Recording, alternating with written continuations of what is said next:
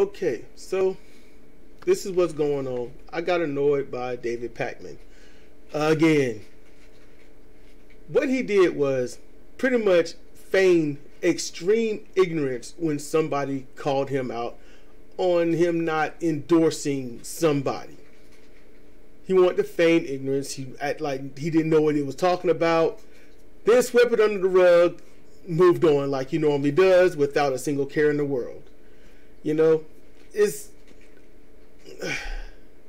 almost like David Pakman's going to be my punching bag almost. You know, politically he could talk circles around me, but when it comes to having some empathy and some decency for his callers and the subject at hand, he just don't have any redeemable qualities. He just don't. And that kind of frustrates me. I want to call into his show and ask questions, but I'm like, it makes no rational sense to call into a show where you're going to just be pushed aside as if you're nothing. And then say, well, we got to get to somebody else because I'm not going to get what I want from you, you know, and it's just not right. It's just not right. So, this part about him endorsing or not endorsing, and he says that he's eventually going to vote for somebody. Here's the problem. Now, I'm going to quickly go through this just to lead up to what my issue is about the endorsement. All right? Back in the day, they pretty much used a soapbox. You stand up on it. People eventually gave the respect. So somebody comes up with a soapbox, sits it down, there would be sort of a town square of that stuff. You know, if you got something important to say, whether it resort to social situations or political situations or even religious, you had a soapbox. People respected the soapbox. Some would use the same soapbox until it broke and get a new one. You know, that's what they would do. But all of a sudden, since that gained the most notoriety and the most, respect and attention, you get the evolution of it, which would be national news media and whatnot. So you get the news, and the news replaces the soapbox. No one listens to those on ground level. They just get told what to think by those in the media. And the media back then reported on what happened. Who did what? Where did it happen? Not necessarily why, but definitely who did or said what, when, where, and that was it. Leave the rest up to the viewers. It was, I think the word is journalism. Honest journalism, that thing that we don't have anymore, because now instead of looking to the news for information to help guide us to our involved choices, we turn to it as a leader. We turn to it as its own God to us to listen to. That's what happened. The media just says we can do what we want to do, say what we want to say, and you will listen, you will agree, you will abide by it, hook, line, and sinker. And that is what has happened. And when you find out the media can control the masses like that, you become interested in buying said media to control said masses to make sure you get what you want, which is more money. And with more money comes more buying power. Suffix power. So, well, predicate if you want to be accurate on that one. Yeah, it's been a while since I've done prefix and suffix and been a minute. Now, with the buying power being for the media then, is just in the hands. Corporations run everything, and the whole corporations can get the media. Corporations can also get, they can get political power as well. Buying congressmen, senators, even presidents, even judges. Judges have always been on the take since the 1930s. So, there's two things that will get a judge to do what you want: money and dirt. That's it. Nothing is done for decency. So that brings me around to David Pakman and all of this stuff. And this isn't just for David Pakman. No, this is for everybody.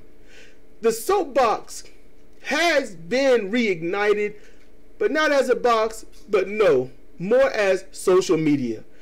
YouTube and what used to be Vimeo and Twitch, Twitter, things like that.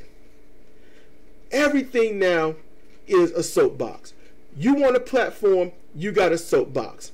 You want to drown out the paid media, you've got social media. Your social media is only good so long as it's social. When you turn your social media into the very thing that paid media is, then you are no longer social media. David Pakman was asked who is he going to endorse, and the guy was saying, you know, you need to endorse somebody. Who are you going to endorse? You know, you've got all this stuff. Lay it out. Who is it?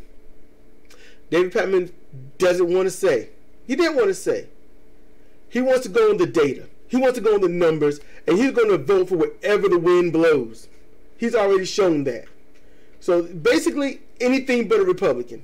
Don't blame him, but that's not enough, because it's not just that. It's not just Democrats versus Republicans. It's the progressives versus the Democrats and the Republicans. That is the battleground. That is what's happening. And there is a clear distinction, but without social media consistently, all day, every day, defining that division of progressives and Democrats, then all people here are Democrats. And since everyone is a Democrat without a clear division on which is what, they're going to go to Joe Biden for various reasons. Mainly because his past gaffes of cursing, his past gaffes of other stuff, and he served with Barack Obama. So that alone just says I'm going to secure the black vote by itself. Damn that he don't like black people. Damn the fact that he's gone against a lot of things that would have helped black people. But the fact that he just stood next to a black person is good enough. That's horrible. And it would be great if not simply just Farron Cousins, and not just the Young Turks, and not just Comparative Reasoning would point that out. It would be great if other people like David Pakman would point that out. You know, one of the highest ones that is explaining this above all else, even myself, and I know it's going to annoy some people, but it's Benjamin Dixon. He's going to call that out the most. You're not going to like anything and everything about everybody. And that's why I still am subscribed to David Pakman. I don't have to agree with everything, but so long as he's giving me some decent information, I'm fine. I'm fine. You know, I don't like the fact he's not endorsing, but he's got a soapbox. He's got a platform. He's got thousands and thousands, if not millions, of subscribers. Okay, I don't know. I haven't checked last because his subscriber count don't matter to me. His view count don't matter to me. Your view count or subscriber count don't matter to me. What you say, what you mean matters. I don't care if you curse until the day is long. I don't care if you holler, scream, and shout. It don't matter. What is your message? And David Pakman was asked who is he going to endorse. And you know what? He didn't even come through. He's going to go with the analytics. Me, who would I endorse? Bernie Sanders. One reason. He won the tournament. That's it. He won the tournament. It's that simple. Who's progressive? Who's going to be of and for and by the people?